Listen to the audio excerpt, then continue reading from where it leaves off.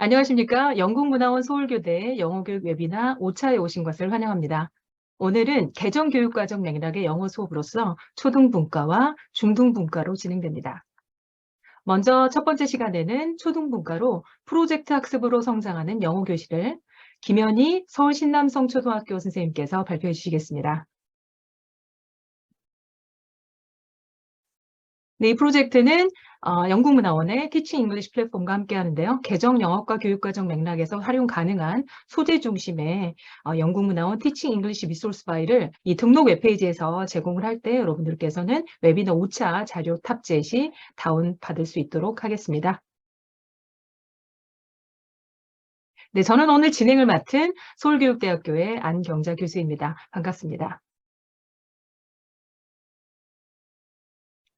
네, 오늘 발표자를 소개해 드리도록 하겠습니다. 김연희 서울 신남성초등학교 교사십니다. 서울시 교육청의 교사교육과를 역임했고 캠브리지 이솔 아이셀트 그리고 서울시 교육청의 TE 마스터 자격증을 소지하고 계십니다. 과업 중심 영어 교수 학습, 학습자 중심 평가, 배움이 느린 학생 영어 기초 문해력 지도, 블렌디드 영어 교수 학습, 성장 마인드 기반 학급 운영에 관심이 많으십니다. 그리고 현재 초등 영어 교사들과 영어 교육에 대한 열정을 나누는 웹 커뮤니티 하늘의 꿈이 있는 초등 영어 교실을 운영해 오고 계십니다. 자, 잠시 후면은 김현지 선생님의 발표가 시작이 될 텐데요. 여러분들이 많은 질문이 있으리리라 생각합니다. 네, 그 질문은 Q&A에 남겨주시면 되겠습니다. 선별해서 발표 후에 답변을 드리고요. 시간상 답변 드리지 못한 질문은 추후 답변을 정리한 파일을 등록 페이지에 게시하도록 하겠습니다. 자, 이제 김현지 선생님의 발표를 듣도록 하겠습니다. 네, 김현지 선생님 계시나요? 네, 자, 그럼 발표 부탁드리겠습니다. 네, 화면 공유하겠습니다. 네. 네, 잘 보이시나요? 네, 잘 보입니다. 네, 감사합니다.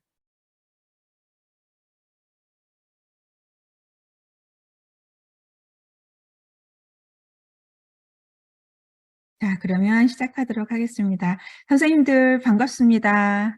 귀한 시간을 내셔서 이렇게 웨비나에 참석해 주신 선생님들의 열정에 먼저 감사드립니다. 오늘 프로젝트 학습으로 성장하는 영어 교실이라는 주제로 선생님들과 말씀을 나누게 되었는데요. 프로젝트 수업에 대한 나눔을 통하여 선생님들의 영어 교실에 실질적인 도움을 드릴 수 있는 시간이 되었으면 좋겠습니다. 잘 짜여진 프로젝트 수업은 우수한 역량을 갖춘 평생학습자를 길러냅니다. 하지만 프로젝트의 수업 설계와 준비는 만만치가 않습니다. 오늘 프로젝트 수업의 설계자로, 또 학급 문화의 조성자로, 그리고 따뜻한 조력자로 학생들의 배움을 일으키는 방법을 우리 웨비나 전체 타이틀처럼 테이크어웨이 잘 챙겨가실 수 있도록 짧은 시간이지만 최선을 다해서 한번 말씀을 드려보겠습니다. 오늘 강의는 프로젝트 학습을 개관하고 개정 교육과정 핵심 역량 육성과 프로젝트 학습, 그리고 프로젝트 학습의 기초 공사인 성장 기반 교실 문화 구축, 그리고 프로젝트 기획 방법과 실제 수업을 연계하여 살펴보는 것으로 구성하겠습니다. 바로 8시 강의가 이어지기 때문에 Q&A 시간이 충분하지 않습니다. 그래서 Q&A 창에 질문을 남겨주시면 웨비나 종료 후에 답변을 탑재하도록 하겠습니다. 2015 개정 교육과정 초등 영어 교과서의 기본 틀은 의사소통 기능에 중점을 둔 주요 표현 제시, 연습, 그리고 활동을 통한 표현의 체화로 되어 있습니다. 즉 대부분의 수업 흐름이 PPP로 되어 있다는 거죠. 그러나 교과서에 따라서 단원의 전반부는 PPP 모델로, 후반부는 작은 과업들로 배치가 되어 있는 경우도 있습니다. 현재 보고 계신 도표의 맨 왼쪽은 주요 표현 중심의 PPP 모델입니다. 두 번째는 Task Based Learning, 과업 중심 수업입니다. 세 번째는 단원 안에 포함된 프로젝트 활동 수업을 나타냅니다. 그리고 이제 마지막은 PBL, Project Based Learning, 즉 프로젝트 기반 학습을 나타냅니다. 이 네 가지 수업 모델을 비교해 보면은요. 왼쪽으로 갈수록 교사 중심, 오른쪽으로 갈수록 학습자 중심입니다. 그리고 수업 단위의 지속 기간이 왼쪽은 짧습니다. 비교적. 오른쪽은 깁니다. 그리고 왼쪽은 언어 자체가 목표가 되고 오른쪽으로 갈수록 언어는 도구가 됩니다. 배움의 도구입니다. 말하기, 듣기, 읽기, 쓰기, 언어 기능에 중점을 둔 수업은 왼쪽. 오른쪽으로 갈수록 역량 성장에 중점을 둔 수업으로 구성이 됩니다. 앞서 보여드린 이 네 가지 모델 중에서 세 번째, 네 번째를 조금 더 살펴보겠습니다. 현재 초등영어의 5종 교과서 중에서 단원 안에 프로젝트가 들어가 있는 경우가 종종 있습니다. 그러한 프로젝트 학습을 이제 음식으로 한번 비유해 보겠습니다. 그렇다면 이것은 디저트와 같다고 할 수 있습니다. 보통 단원 마지막에 프로젝트가 작게 들어있고요. 그 산출물을 만들어낼 때 소집단으로 활동을 하는 것도 있지만 개별 활동이나 숙제로 해결할 수 있는 활동이 대부분입니다. 이에 반해서 이제 메인 코스 요리에 비유할 수 있는 프로젝트 기반 학습은 단원 자체가 아예 프로젝트인 겁니다. 그리고 산출물도 중요하지만 수행 과정 중에 일어나는 배움에 무게를 크게 둡니다. 이 프로젝트 기반 학습은 팀 단위로 이루어지며 수업 중에 교사의 지원을 받으면서 과업을 수행하게 됩니다. 그리고 프로젝트 결과물이 교실 밖을 넘어가지요. 그래서 공유되는 경우가 많고 여기를 통해서 평생 학습자로서 실제 삶에서 활용할 수 있는 기능들을 배우게 됩니다. 그렇다면 우리는 저 오른쪽 끝에 있는 이 프로젝트 기반 학습만을 추구해야 하는가? 그건 아닙니다. 중요한 것은 우리가 가르치는 학습자들에게 가장 적합하고 효율적인 수업 모델을 제공하는 것입니다. 즉 여러 모델 범위 안에서 융통성을 가지고 운영하자는 말씀이죠. 영어 기초 표현을 배우는 학생들에게 PPP 모델은 매우 효과적인 교수학습 모형입니다. 단원 전체를 프로젝트로 운영을 할 때도 그 안에서 강의식 수업이 필요할 때가 있고 또 활동 중에 발견되는 공통적인 오류를 보정해주기 위해서는 PPP 수업 형태로 진행을 해야 될 때도 있습니다. 제 생각에는 우리 선생님들께서도 아마 과업 중심 수업, 작은 프로젝트 운영은 경험을 상당히 많이 하셨을 거라고 생각을 합니다. 바라기는 이 시간을 통해서 우리가 조금 더 오른쪽으로 이동을 해보자는 것입니다. 그래서 우리의 수업 지평을 확장해 보자는 것입니다. 왜? 네. 교육과정에서 요구하는 그 역량의 목표치로 데려가기에 가장 최적화된 모델이 바로 프로젝트 기반 수업이기 때문입니다. 그렇다면 우리 교육과정에서 요구하는 역량이 무엇인지 한번 살펴보도록 하겠습니다. 2022 개정 영어과 교육과정의 성격을 먼저 보겠습니다. 정의가 새로 내려졌습니다. 영어 의사소통에 대해서 이렇게 말하고 있습니다. 학생의 삶과 연계한 실생활 맥락에서 정보를 습득하고 생각과 느낌을 자유롭게 표현하며 협력적으로 상호작용을 하는 것이 영어 의사소통이다. 그리고 나서 핵심 역량을 한꺼번에 다 통틀어서 영어 의사소통 역량이라고 규정했습니다. 즉 이 안에 지식정보 처리, 창의적 사고, 자기관리, 협력적 소통, 심리적 역량, 그리고 공동체 역량까지 다 들어있는 것으로 규정하였습니다. 그러면 이 포괄적인 역량을 행동, 가치, 태도로 구체화해 놓은 것이 성취 기준인데요. 제가 지금 가져온 것이 5, 6학년 표현 영역의 성취 기준을 가지고 왔습니다. 1항부터 8항까지 쭉 보시면 2015 교육과정에 말하기, 쓰기와 대동소이합니다. 그런데 9항, 10항이 매우 새롭습니다. 눈에 띄는 용어를 한번 짚어보겠습니다. 매체, 전략, 그리고 창의, 의미, 밑으로 내려와 보면요. 흥미, 자신감, 그리고 협력이 나와 있습니다. 이런 개념들은 2015 교육과정에서는 목표와 성격에 진술되어 있었지만 이 성취 기준으로 들어와 있지는 않았습니다. 그래서 저희가 직접적으로 수행평가를 할 때 성취 기준에 없는 것들을 하기가 좀 어려운 것들이 있었습니다. 그래서 교과학습 발달 상황에 문장으로 해서 저희들이 풀어서 쓰기는 했었죠. 하지만 단계별, 등급별 평가는 할 수가 없었습니다. 그래서 지금 2022 개정 교육과정에서 이 성취 기준 안에 역량과 또한 기술들이 들어온 것은 정말 환영할 일이라고 볼 수 있겠습니다. 그런데 이제 여기서 한 가지 짚어봐야 될 게 왼쪽에 있는 이 많은 역량들이 성취 기준에 다 기술이 되었는가? 예, 그거는 좀 생각해 볼 문제입니다. 좀 더 구체적으로 가보겠습니다. 지금 단위 차시 학습 목표를 통해서 말씀을 드릴 텐데요. 초등학교 3학년부터 6학년까지 340 차시의 영어 수업을 진행합니다. 근데 이제 각각의 차시마다 학습 목표가 있어요. 그래서 제가 그 차시 목표를 점으로 다 찍었습니다. 340개 맞습니다. 그런데 이 점을 다 모아서 한 면으로 만들었을 때 그 총합이 과연 핵심 역량 육성에 얼마나 기여할 수 있을까? 동량일까? 이것을 우리가 따져봐야 됩니다. 차시 학습 목표는 사실은 언어 기능을 근간으로 만들어져 있습니다. 그래서 기능 위주의 목표 총합이 핵심 역량 성장을 담보한다? 라고 말하기에는 어려움이 있습니다. 이제 그럼 어떻게 할 것인가? 바로 교육과정을 구체적으로 실현하는 우리 교사들이 학습 목표의 분모 자리에 핵심 역량을 항상 든든하게 놓아두셔야 된다는 얘기입니다. 즉, 한 차시를 계획할 때 단원, 그리고 그 학년 전체의 영어 수업을 계획할 때 이것이 어떻게 학습자들의 핵심 역량에 그 성장에 기여할 것인가를 염두에 두고 그 바탕에 깔고 수업 설계를 하자는 것입니다.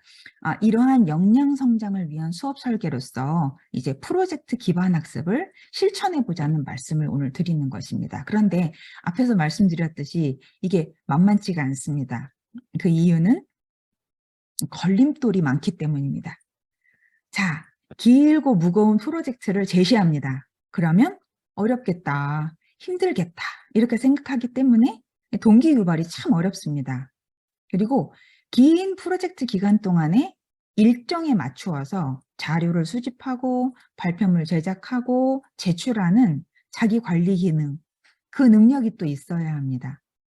그리고 팀으로 하는데 협력적으로 서로 마음 상하지 않고 의사소통을 할 수 있는 기술은 굉장히 고급 기술입니다. 그리고 또 수준차가 또 현격하게 나죠. 한 팀을 만들어 놨는데 그 안에서 큰 격차가 있습니다. 자, 이런 장애물들이 있고 저희가 진도 나가야 되는데 언제 프로젝트 수업을 이렇게 하고 있나, 어느 시점에 배치할까, 이런 것도 커다란 고민입니다. 그러나 우리가 이러한 요소들을 장애 요소로 보는 게 아니라 이것을 가지고 극복을 한다면 어떤 수업이 펼쳐질까? 이게 관점을 바꿔볼 필요가 있습니다. 그래서 이 하나하나의 문제점들을 오히려 벽돌로 삼고 여기에다가 든든하게 시멘트를 바르는 겁니다. 그러면 아주 튼튼한 건물의 토대가 되어주는 것입니다. 자, 이렇게 하는 것이 바로 교실 문화 구축이 되겠습니다. 그래서 담임으로서 학급의 문화를 세우듯이 교과 전담 교사도 각자의 영어 교실에 문화를 세우고 이제 그 위에 수업을 쌓아 올립니다. 그래서 교실 문화에 따라서 이 학습자들이 안심하고 실패를 무릅쓰고 도전하는 태도를 보이기도 하고, 이 교실 문화가 불안정하면 배움과 성장이 일어나기에 또 매우 어려운 환경이 되기도 합니다. 자, 그렇다면은 앞서 말씀드린 프로젝트 기반 학습, 역량 중심 학습, 이런 것들을 가능하게 하는 교실 문화를 어떻게 구축할 것인가? 제가 캐롤 드웻 교수님의 성장 마인드셋을 교실에 도입하면서 정말 이렇게 놀라운 경험을 하게 되었습니다. 영어 교과 전담으로서 또 담임으로서 학급을 운영하면서 학생들의 변화도 변화였지만 교사인 제 자신을 바라보는 눈, 또 교사로서 학생을 바라보는 패러다임이 바뀌는 계기가 되었습니다. 자, 여기 성장 마인드셋을 대표하는 낱말 중에서 가장 강력한 힘을 가진 낱말을 지금 보고 계십니다. 그것은 바로 yet, 아직입니다. 며칠 후에 이제 발표 자료가 영국문화원 웨비나 페이지에 탑재가 될 것입니다. 그때 PDF를 다운받으셔서 꼭 한번 이 링크를 따라가셔서 영상과 참고 자료를 살펴보시기를 추천드립니다. 지금 보고 계신 이 그림은 미국에서 시판되고 있는 교실 포스터입니다. 성장 마인드의 반대 개념인 고정 마인드, fixed mindset은 여기 위에 연필 그림이 보이시죠? 이렇게 생각을 합니다. 어떻게 얘기를 하냐? 나는 못해. 재능이 없어. 아유, 이해가 안 되네. 해봐도 안 되더라. 이런 생각을 가지고 이제 쉽게 포기하고 자신의 잠재력을 발휘하지 못하게 됩니다. 그런데 여기에 yet, 아직이란 말을 붙여보겠습니다. 그럼 이렇게 되는 거죠. 나는 아직 못하는 거야. 나는 아직 익숙하지 않은 거야. 반복하고 연습하면 잘하게 될 거야. 아직은 이해가 안 가. 하지만 배우고 익히다 보면 알게 될 것이다. 로 생각이 바뀌게 됩니다. 그리고 이러한 생각의 전환은 학습의 가장 큰 적이 되는 두려움을 이기게 해줍니다. 고정 마인드셋이 보이는데요. 이 고정 마인드셋은 굉장히 흑백 논리로 모든 것을 보는 것입니다. 즉, 실패와 성공을 이분법적으로 나누고 자기가 익숙하고 성공할 수 있는 것, 그런 것에는 자신감을 보이지만 해서는 안 될 것 같은 것에는 실패하기 전에 아예 포기해버리는 경향을 보입니다. 즉, 타고났다, 변하지 않아 라는 고정관념 때문에 도전의식이 낮고 배우면 성장할 것이다 라는 신념 또한 매우 약합니다. 그렇다면 이 성장 마인드는 원래 긍정적인 사람에게만 생길 수 있는 사고 구조일까요? 아닙니다. 여기에 우리에게 희망이 있습니다. 왜냐하면 마인드셋은 교육을 통해 가르칠 수 있는 것입니다. 이 그래프가 하나 있습니다. 여기 보시면은 연두색 부분이 실험군이고 여기 주황색 부분이 대주군입니다. 그래프에서 보다시피 실험군은 성장 마인드셋을 교육하고 난 다음에 수학 성적이 쭉 향상된 것을 볼 수 있습니다. 근데 대조군은 마인드셋 교육을 아예 안 했습니다. 이쪽은 수학 그 성취도 성적이 아주 자연스럽게 하강하고 있습니다.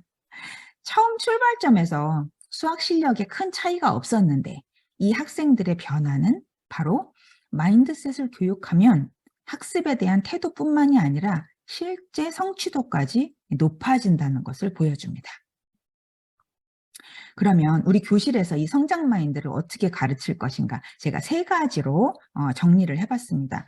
첫 번째로는요, verify, 입증하시는 겁니다. 그래서 과학적인 근거를 보여주면서 성장 마인드 효과를 학생들한테 입증해 보입니다. 여기 보시면 지금 양쪽에 사진이 있는데요.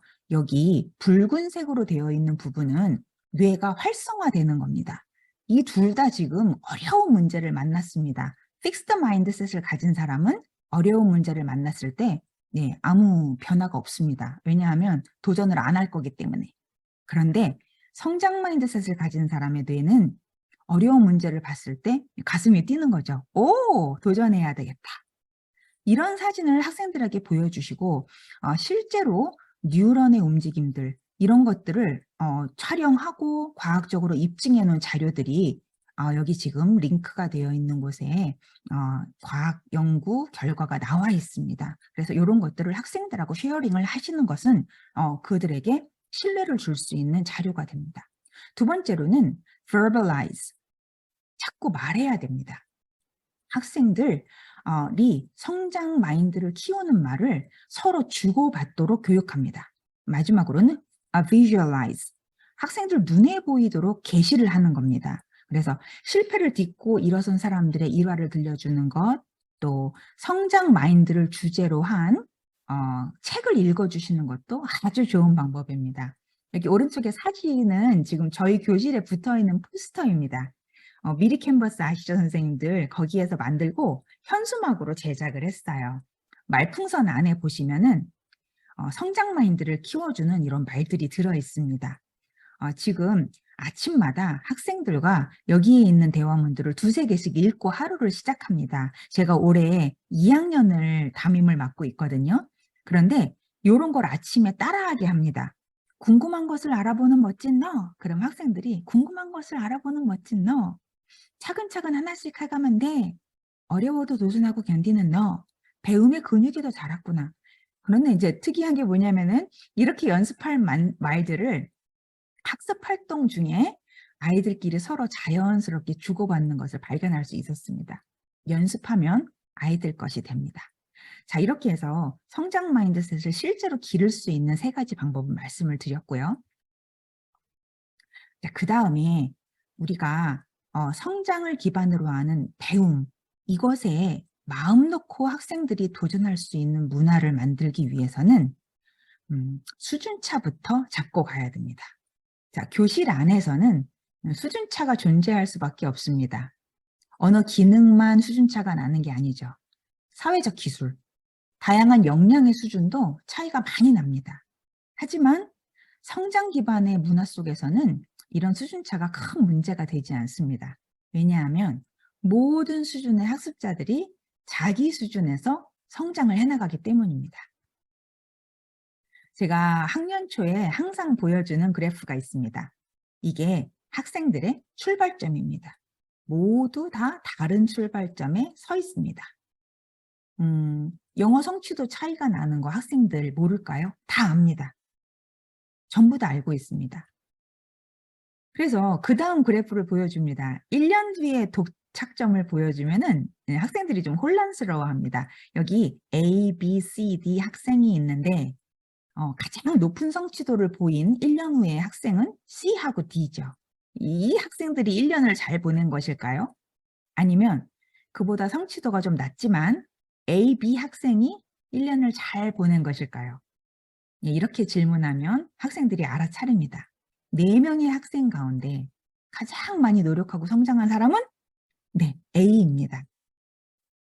B, C, D보다 더 많은 도전을 이겨냈고 이렇게 성장했기 때문에 아마 다음 해면은 이 학생이 B, C, D를 넘어설 거라고 생각이 됩니다. 그리고 그 경험은 이 학생을 평생 학습자로 이끌고 나가는 견인차가 되어줍니다. 이런 것을 학생들한테 말해줍니다. 3, 4학년도 이 그래프를 이해하더라고요. 그것이 무슨 의미인지, 노력의 가치가 무엇인지, 성장의 가치가 무엇인지를 깨닫습니다. 자, 그리고 이제 영어 교실 문화 구축에 매우 큰 역할을 하는 또 하나의 방법을 알려드린 후에 이제 프로젝트 수업에 실제로 넘어가도록 하겠습니다. 그것은 바로 학급 세우기 활동입니다. 즉, 오리엔테이션을 말씀드리는 것입니다. 우리 학년 초에 선생님들께서는 문고리를 잡고 계신 거예요. 그래서 여기 학생들을 쭉 세워놓고 이제 문을 벌컥 열어주십니다. 겉에서 보면 똑같은데 그 안은 상황이 많이 다릅니다. 왼쪽을 보시면 한쪽은 정비가 잘 된 길입니다. 그런데 다른 쪽은 길이 없습니다. 정글입니다. 왼쪽은 목표점을 제시하고 그곳으로 가는 방법이 준비된 교실입니다. 그리고 오른쪽 교실은 일단 데리고 들어가서 이제 수업 진도를 막 나갑니다. 그런데 문제점에 봉착합니다. 그럼 얘들아 거기가 아니야 이리 와 라고 얘기를 하게 되는 겁니다. 자, 그렇다면 잘 정비된 길로 학생들을 어떻게 이끌고 갈 것인가? 그거는 바로 처음에 학년 초에 학생들이 가야 할 길을 아주 상세하게 소개를 해주는 것입니다. 제가 영어 교과 전담으로서 처음에 학생들을 가르쳤던 때가 2003년이었습니다. 20년 전이죠. 근데 그때 뭣도 모르고 오리엔테이션을 1차시로 진행을 했었습니다. 근데 그 다음에는 2차시를 해야 됐고 그 다음 해에는 3차시를 해야 됐습니다. 왜냐하면 오리엔테이션을 자세하게 하면 할수록 수업이 학생들의 배움이 영향을 받고 제대로 성장하는 것을 볼 수가 있었어요. 그래서 지금은 어떻게 하냐면은 학년 숫자만큼의 오리엔테이션 시간을 진행하고 있습니다. 3학년은 3차시, 6학년은 이렇게 6차시로 진행을 하고 있습니다. 오리엔테이션의 구체적인 내용은 여기 자료 밑에 링크가 있는데요. 웨비나 자료가 탑재되면 이 링크를 따라가셔서 오리엔테이션을 실제로 어떻게 운영을 했는지 시나리오를 다 써놨습니다. 그래서 학생들한테 주고받아야 할 말, 자료 등이 다 탑재가 되어 있으니까 활용해 주시기를 부탁드리겠습니다. 자, 그럼 이제 드디어 우리 프로젝트에 실제로 한번 들어가 보도록 하겠습니다. 첫 번째로 제가 보여드리고 싶은 프로젝트는 낱말평가 프로젝트입니다. 자, 교과서에 이런 표현이 있었습니다. 국적을 묻는 문장이죠. Where are you from? 거기에 어느 나라 사람이라는 그 이름, 국민에 대한 표현까지 나와 있었습니다. 자, 그래서 이걸 보니까 단어군이 상당히 풍부하구나. 교과서에서는 6개 나라 정도를 제시하고 있었습니다. 하지만 나라의 이름이 얼마나 많습니까? 그래서 풍부한 수의 단어군이 될 수 있고 평가는 바른 철자로 낱말을 외워 쓰는 것으로 해보자 라고 생각을 했습니다. 그리고 이제 기획을 했습니다. 자, 종전에 그 앞에서 슬라이드에서 말씀드렸듯이 우리가 이러한 프로젝트를 기획할 때 분모로 무엇을 놓아야 하느냐? 핵심 역량을 놓고 보자라고 말씀을 드렸어요. 그래서 여기에서 자기 관리를 하면서 학습 계획에 따라 실천하는 것을 몸소 체험하게 해주고 싶었습니다. 두 번째로는 언어 기능으로 쓰기 기능을 향상시켜주고 싶었습니다. 그 다음, 자기가 주도해서 자기 학습을 하는 경험을 프로젝트 안에서 기획하고 싶었습니다. 그리고 마지막으로는 그 역량이 성장되는 것을 기획하였습니다. 자, 그래서 그 당시에 제가 5학년 지도하면서 쓰고 있던 교과서가 대교였는데요. 여기에서 Where are you from? 단원 제목입니다. 차시를 보시면은 1차 시에는 주요 표현 듣기 말하기, 그 다음에 2차 시에는 국가명과 국민 이름을 가지고 공부를 했습니다. 그리고 3차 시에는 쓰기 평가 소개와 1차 시에 학습 계획을 세웠습니다. 그래서 보시면은 이제 1, 2, 3, 4 그리고 나중에 평가 차시까지 이거 자체가 프로젝트 자체가 단원의 중심으로 올라간 것을 볼 수가 있습니다. 디저트가 아니라 메인 코스가 된 거죠. 그리고 나서 학습할 기간을 주었습니다. 일주일 후에 1차 평가를 하자. 그리고 1차 평가 후에 즉시 자신이 채점을 합니다. 돌아보고 2차 계획까지 세웁니다.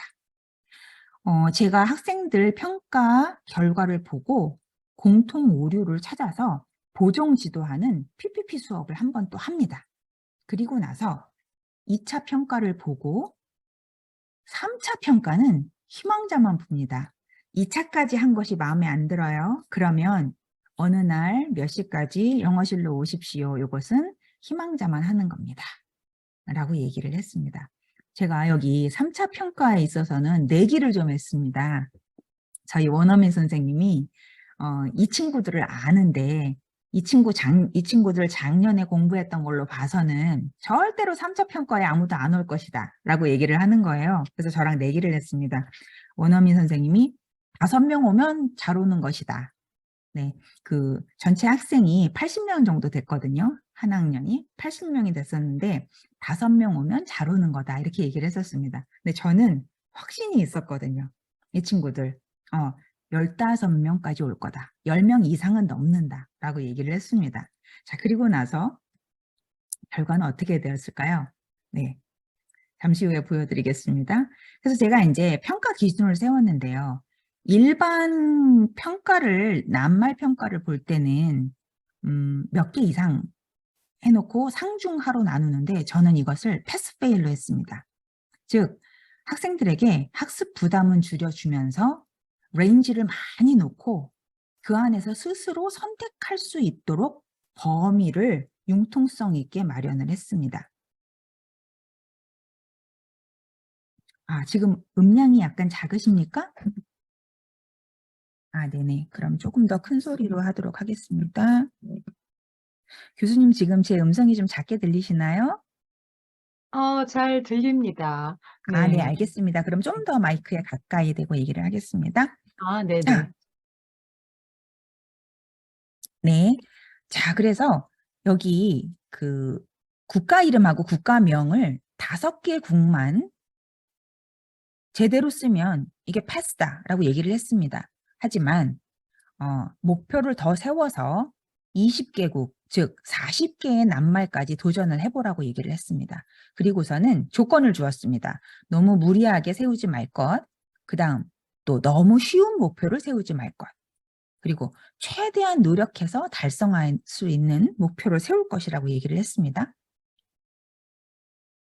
그리고 나서 그것대로 이제 공부를 했습니다. 이 친구들이. 그래서 평가를 보고 난 다음에 1차 평가의 목표가 이제 보이죠? 여기 이 친구는 20개를 맞겠다고 했는데 이제 실제로 결과가 29개가 나왔습니다. 그래서 자기 성찰을 하면서 자기가 정말 잘 봐서 열심히 할 것이라는 이런 마음을 가졌습니다. 이 친구는요, 목표가 20개였는데 34개를 맞았습니다. 그래서 공부를 많이 해서 지나칠 정도로 만족스럽다. 나 자신이 자랑스러웠다. 이렇게 얘기를 하고 있습니다. 자, 이 친구는 20개를 목표로 잡았는데 23개를 맞았습니다. 그리고 자신이 어떤 것 때문에 오류가 생겼었는지를 성찰해 놓았습니다. 마지막은 이 친구는 목표치보다 결과가 좀 안 좋습니다. 그래서 외우는 방법 자체에 문제가 있었던 것 같다라고 얘기를 했습니다.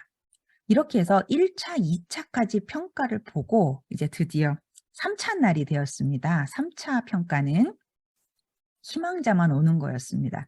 그래서 그날 되게 두근거렸습니다. 이 친구들이 2번이나 본 평가를 또 보고 싶어 할까? 자기 실력을 더 높이고 싶을까? 이런 궁금증이 있었습니다. 그랬는데 네. 이렇게 많은 친구들이 왔습니다. 지금 사진에서 안 보이는 오른쪽에도 친구들이 있어서 저희 원어민 선생님이 이제 엄청나게 놀랐습니다. 아니, 이 아이들이 이 아침 시간에 여기를 왜 왔단 말입니까? 자기 실력을 자기가 높이는 과정을 이 평가 프로젝트를 통해서 동기가 유발되고 그것이 그들에게 1차, 2차 평가의 결과가 올라가는 것을 본 친구들입니다. 그래서 이 친구들 덕분에 제가 원어민 선생님께 커피를 얻어 마셨습니다. 자, 그런데 여기에서 하나 굉장히 제가 감동적이었던 것은 이 친구들, 온 친구들을 봤을 때 다양한 성취 수준의 학생들이 섞여 있었다는 것입니다. 즉 40개를 다 맞고 싶은데 38개 정도 맞아서 그것을 꽉 채우려고 온 친구도 있었고 패스페일의 기준에 걸리는 만큼 그 정도의 실력이었는데 그것을 더 넘어서고 싶다라고 해서 온 친구들도 있었습니다. 그래서 상중하 다양한 성취도 수준을 가진 학생들이 이렇게 와서 도전을 하는 모습을 보여주어서 굉장히 감동적이었습니다. 두 번째로는 포트폴리오인데요. 자, 이 포트폴리오 프로젝트는 기획 의도가 학기별로 평가를 했습니다. 즉, 한 학기당 학습 과업을 잘 완수를 했는가, 그리고 학습 자료를 체계적으로 정리하고 관리했는가, 학습 결과물을 누적하는 것, 습관을 들이고 복습에 자신의 학습 자료를 다시 쓸 수 있는가, 자기 관리 역량, 자기 주도 학습력과 지식 정보 처리 역량을 기르는 것에 주안점을 두고 이제 프로젝트를 만들었습니다.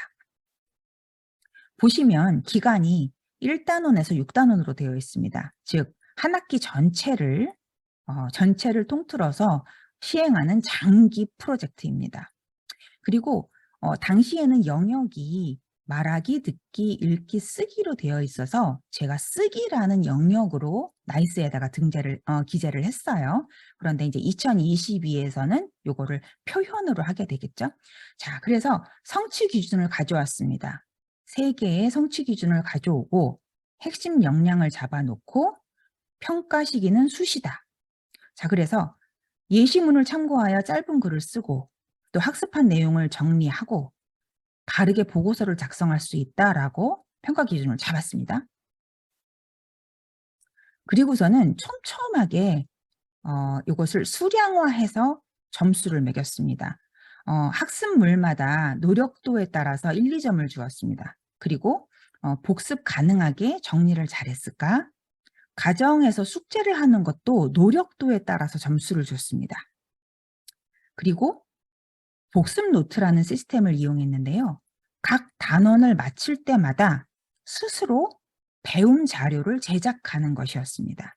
그런데 배움을 넘어서서 심화 내용까지 제작을 한 친구들은 연구 노트로 쳐줘서 더 큰 점수를 줬습니다. 그래서 보시면은 이제 6학년 학생들이 작성한 복습 노트입니다.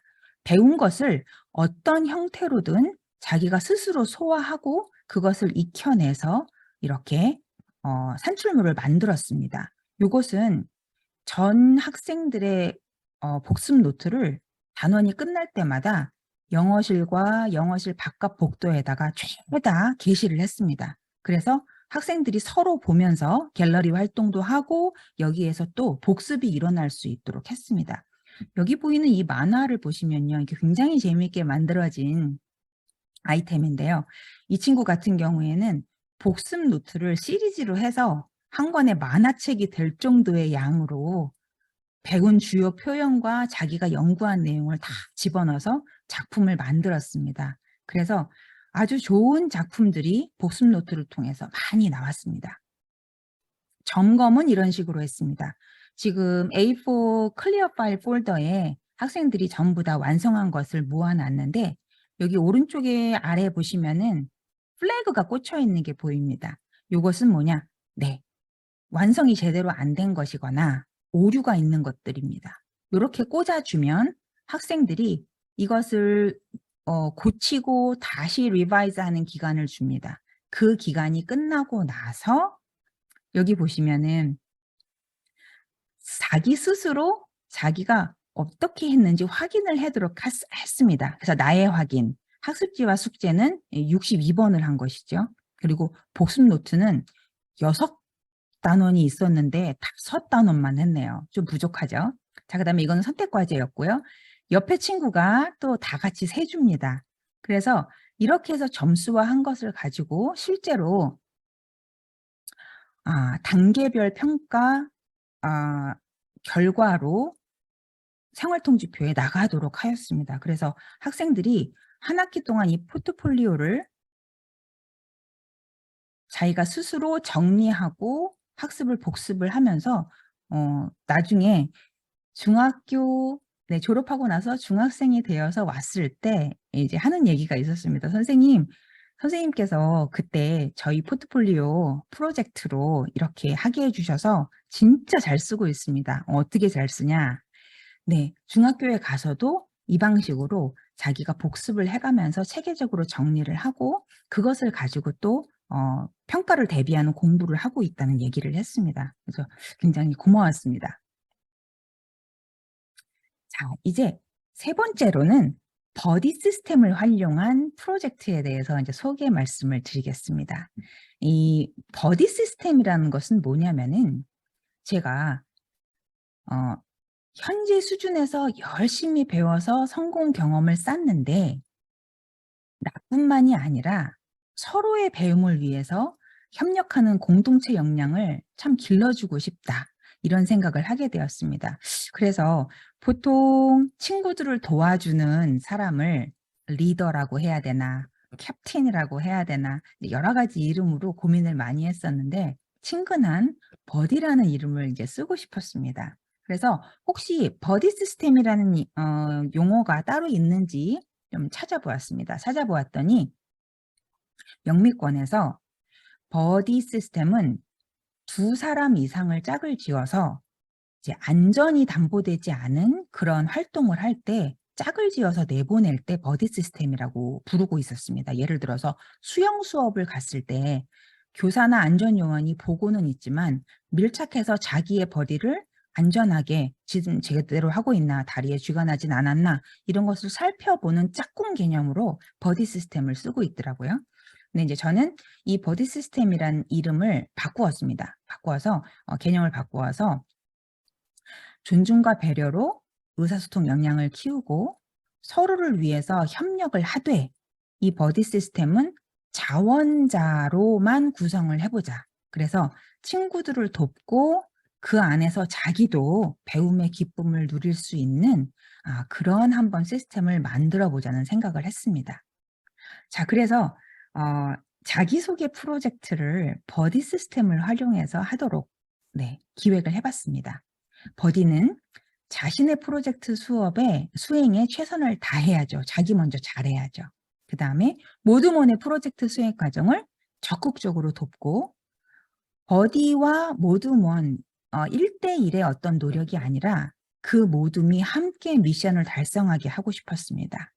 그 다음 버디는 자원자로 구성을 했고요. 학생들이 버디를 선택해서 모둠을 구성할 때도 있었고 또 버디들이 라토리를 뽑아서 자기 팀원을 구성할 때도 있었습니다. 그래서 팀 모두가 버디 중심으로 서로를 돕는 시스템을 만들었습니다.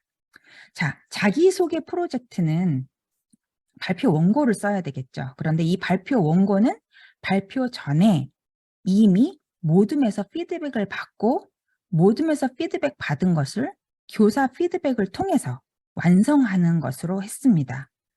즉 불완전하게 쓰여진 원고를 가지고 그것을 발표하는 것 이렇게 되지 않도록 4사람, 3사람의 모둠원이 함께 모여서 4사람이 한 사람의 원고를 다 같이 수정해 줍니다. 그래서 의견을 나누면서 수정을 하고 돌아가면서 4사람의 원고가 다 고쳐졌을 때 이제 교사의 피드백이 들어가게 됩니다. 그리고 연습 시간을 따로 가지도록 하는 게 아니라 수업 중에 확보했습니다. 그래서 프로젝트를 운영을 하실 때는 수업 중에 학생들이 활동할 수 있는 시간을 확보해 주시는 것이 매우 중요합니다. 그때 교사는 모둠 활동을 관찰하면서 공동체 역량 강화를 위한 피드백을 계속 제공해 주어야 합니다. 그리고 말하기 평가는 영상으로 기록해서 관찰하고 이제 피드백을 주었습니다. 평가 기준은 이렇습니다. 자기소개를 할 때 여러 가지 항목이 들어가게 됩니다. 뭐 인사, 이름, 나이, 국적, 학교, 좋아하는 것, 끝인사 이렇게 7개 항목을 다 집어넣고 하자. 그리고 자세는 당당하고 또 표정은 바르게, 밝게. 그리고 영어 문장의 강세, 리듬, 억양을 살려 말하자. 즉 이런 기준들이 모둠 활동을 할 때 체크리스트로 주어져서 이것을 보면서 이제 활동을 하게 되겠죠.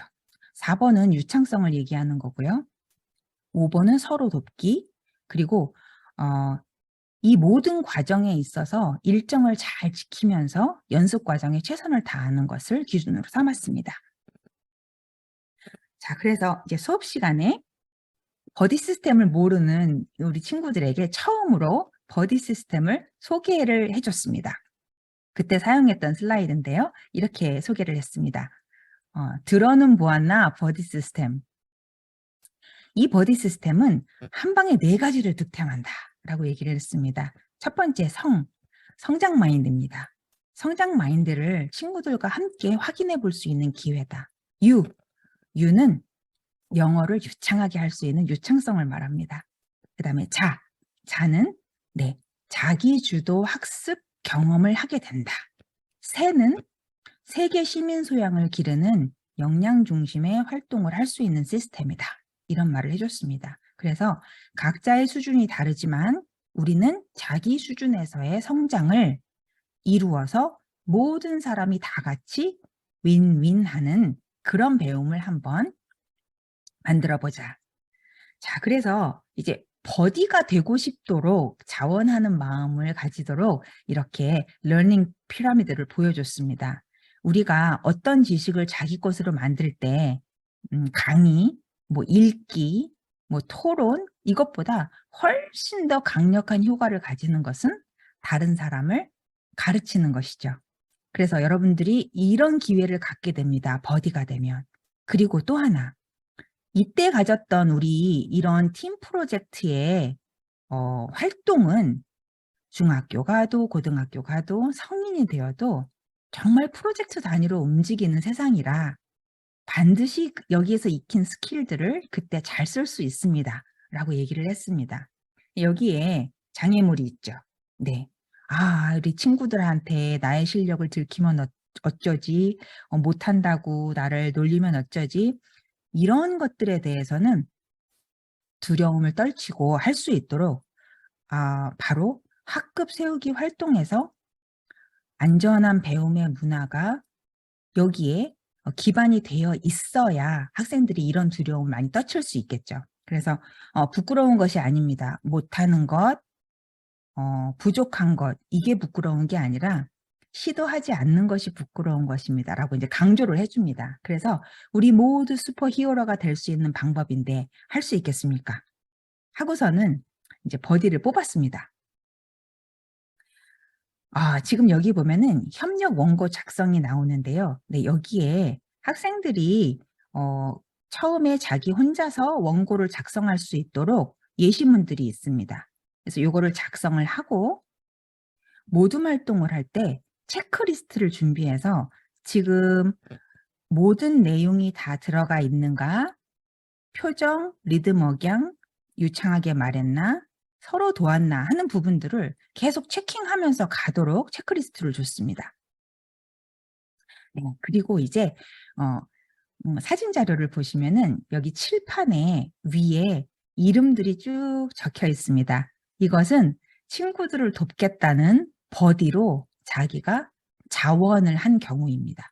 그리고 친구들이 나와서 요 밑에다가 저는 이 버디한테 가고 싶습니다. 라고 이제 이 이름을 쓰고 있습니다. 그래서 연습하는 시간, 발표하는 모습이 여기 있는데요. 이제 너무 그 다음 사진을 보면은 이 친구들이 저한테 참으로 큰 감동을 주었었습니다. 국제 어린이 회의가 있다. 거기에 한국 대표로 참석한 것이다. 그래서 여러분들이 회의에 참석하신 분들한테 자기소개를 하는 과정인데 이것을 발표해보자라고 했습니다. 네, 여기 왼쪽에 있는 이 친구가 어떤 친구였냐면은 이게 지금 현재 5학년입니다.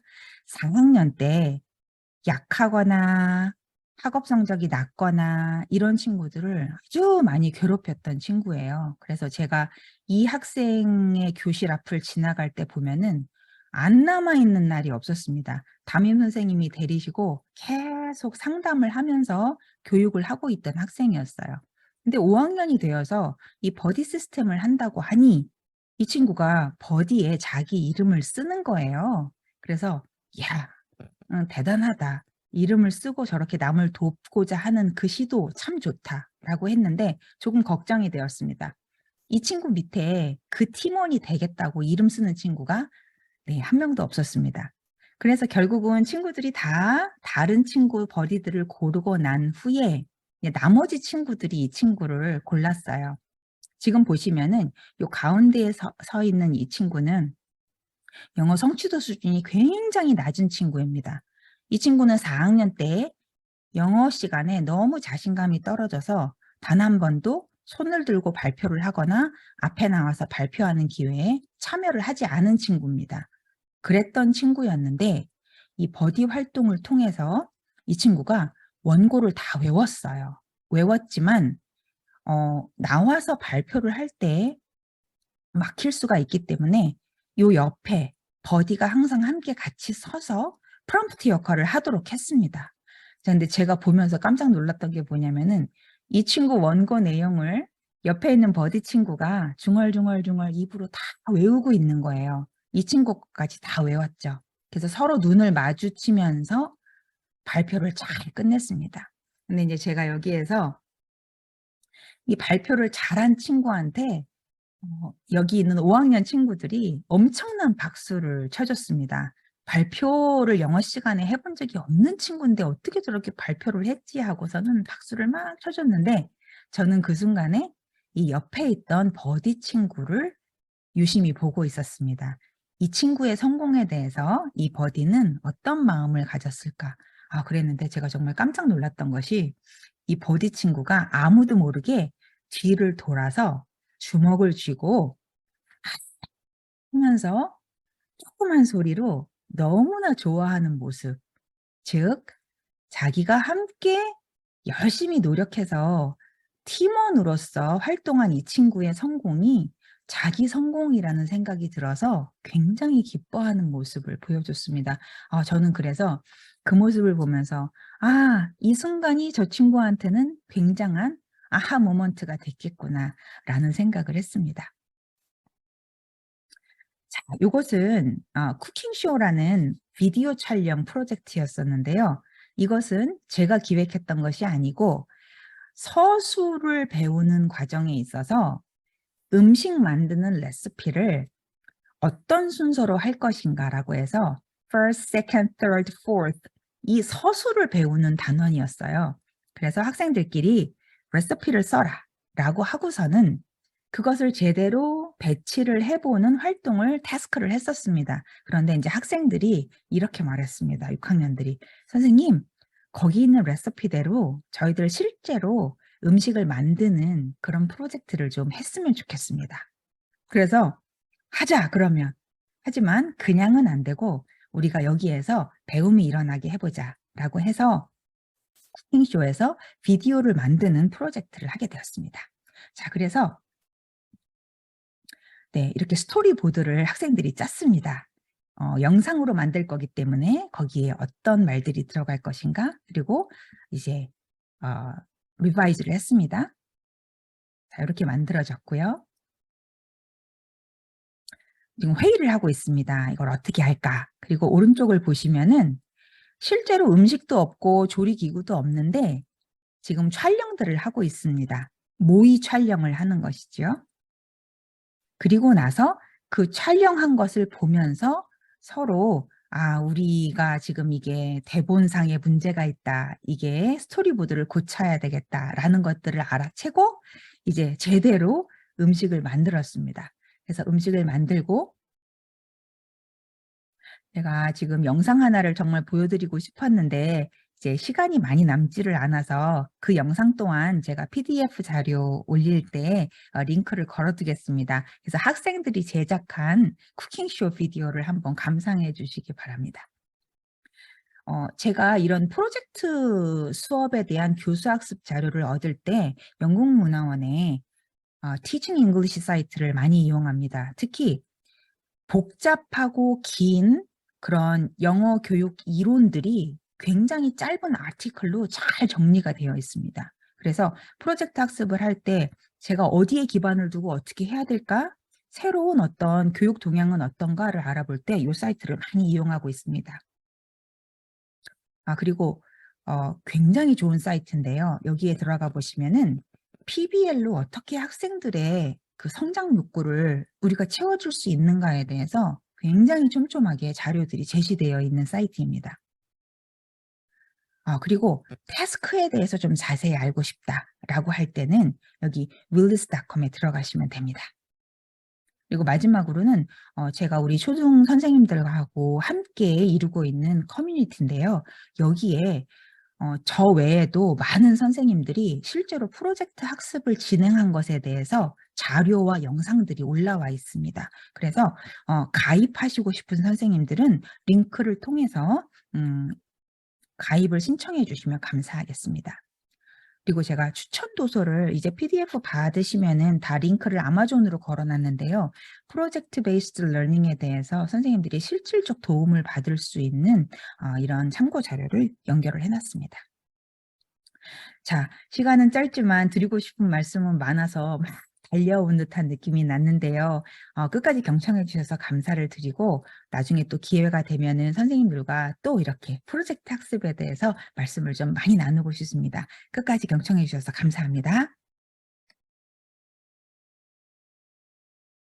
네, 감사합니다, 선생님. 제가 질문 하나 드릴 텐데, 선생님, 이렇게 어떻게 네, 보면 굉장히 자료가 많잖아요, 요즘은. 근데 네네. 그런 자료들 중에서 수업에 이렇게 잘 활용할 수 있게, 혹은 이렇게 프로젝트 수업처럼 이런 부분을 활용할 수 있게 어떻게 하면 자료를 잘 검색하고 또 수업에서 사용할 수 있도록 할 수 있을까요?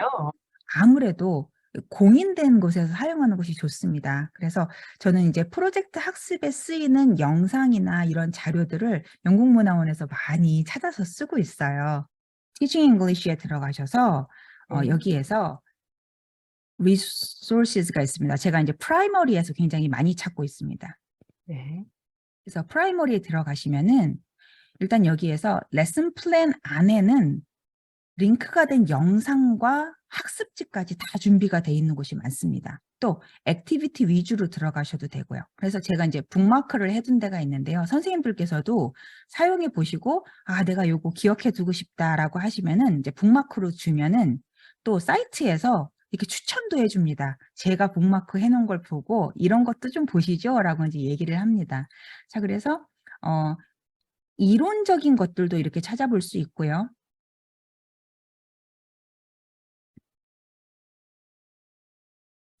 어떤 한 주제를 가지고 이렇게 들어갈 수도 있습니다. 지금 제가 골라놓았던 걸 보면은 우리 Word B Day도 있고 또 직업에 대한 것도 있고 어떻게 반려동물을 돌볼 것인가 또 굉장히 사회적으로 피스메이커, 피스브레이커 굉장히 무거운 주제지만 학생들하고 프라이머리에서 할 수 있는 수준의 학습지들이 이 안에 있습니다. 그래서 선생님들께서 좀 이렇게 즐겨서 찾아보셨으면 좋겠습니다. 코스 설베이 링크를 보내드렸으니까 시간을 가지시고 하시면 되고요. 초등과 중등부가 함께 하실 수 있는 코스 설베이입니다. 네, 그리고 이 서티피켓은 여러분이 다운받으셔서 이 링크로 들어가셔가지고 PC나 랩탑으로 접속을 하시고요. 모바일로는 좀 힘들다는 거 말씀드리고요.